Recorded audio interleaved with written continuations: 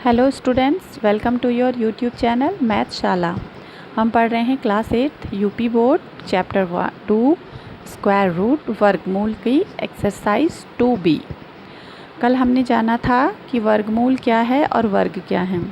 तो बच्चों आज हम क्वेश्चन करते हैं इसके। फर्स्ट क्वेश्चन इज़ गुणनखंड विधि से निम्नांकित के वर्गमूल ज्ञात कीजिए। क्वेश्चन है हमारा 7744। तो गुणनखंड का मतलब होता है उसका हमें लसापे निकालना है। अब लसापे किस तरह निकालते हैं, हमने संख्या लिख ली।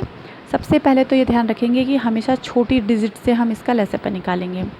अब 2 के टेबल में 7 नहीं आता है तो हमने 2 3 जा 6 लिया, इसके पास इसका 1 बच गया। इस 1 को हमने यहाँ अगर ले लेते हैं तो यहाँ 17 आ गया। 2 8 जा 16, यहाँ 1 बच गया, वो कैरी यहाँ हो गया। 2 7 जा 14, ये कंप्लीट हो गया। और 2 2 जा 4। अब इसी तरह से नेक्स्ट लाइन में भी 2 से लेंगे। 2 1 जा 2, यहाँ 1 बच गया 18। 2 9 जा 18, 2 3 जा 6, 1 बचा 12, 2 6 जा 12। 2 के टेबल में 19 नहीं आता है, 18 आता है 9 बार में। 2 9 जा 18, 1 बच गया 13, 2 6 जा 12, 1 बच गया 16, 2 8 जा 16। इसी तरह से 2 4 जा 8, 2 8 जा 16, 2 4 जा 8, 2 2 जा 4, 2 4 जा 8, 2 2 जा 4, 2 1 जा 2, 2 2 जा 4, 2 1 जा 2। अब ये ध्यान रखेंगे कि यहाँ है लास्ट में 1, तो हमेशा ये ध्यान रखेंगे कि ये जो विषम संख्या है 1, ये 2 के टेबल में नहीं आएगी। हमने पढ़ा था पिछली वीडियो में, तो पिछली वीडियो को ज़रूर देखिए और उसे कुछ प्रॉब्लम हो या कुछ समझ ना आए तो कमेंट बॉक्स पर जाकर ज़रूर बताएं। वीडियो को लाइक करें, शेयर करें और चैनल को सब्सक्राइब करना ना भूलें।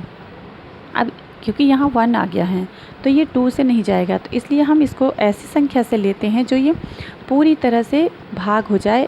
तो ये संख्या है 11। 11 से 11 एकम 11, यहाँ 1 बच गया, वो इसके साथ ऐड हो गया। फिर से 11 एकम 11।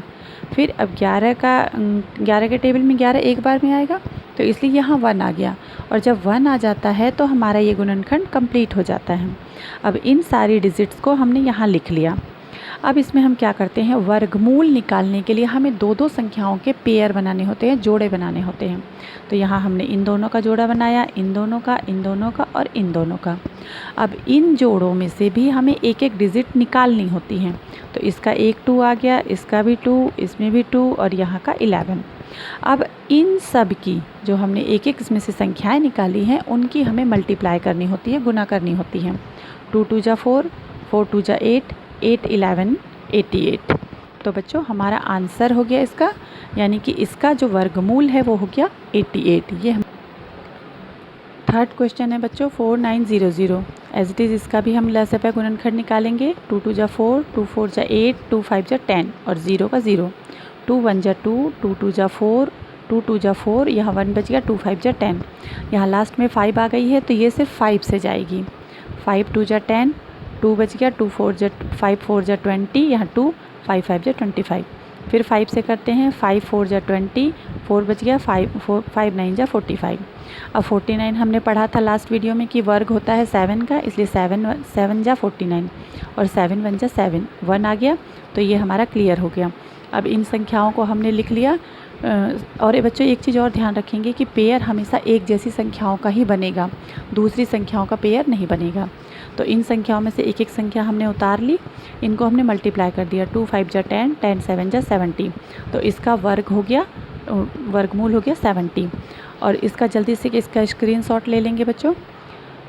और इसका सेकंड क्वेश्चन ये और फोर्थ क्वेश्चन आप करके देखेंगे और कुछ प्रॉब्लम होती है तो कमेंट बॉक्स पर जाकर हमें पर ज़रूर बताएंगे। वीडियो को लाइक करेंगे, शेयर करेंगे, चैनल को सब्सक्राइब करना ना भूलें और बेल आइकन का बटन दबाना ना भूलें।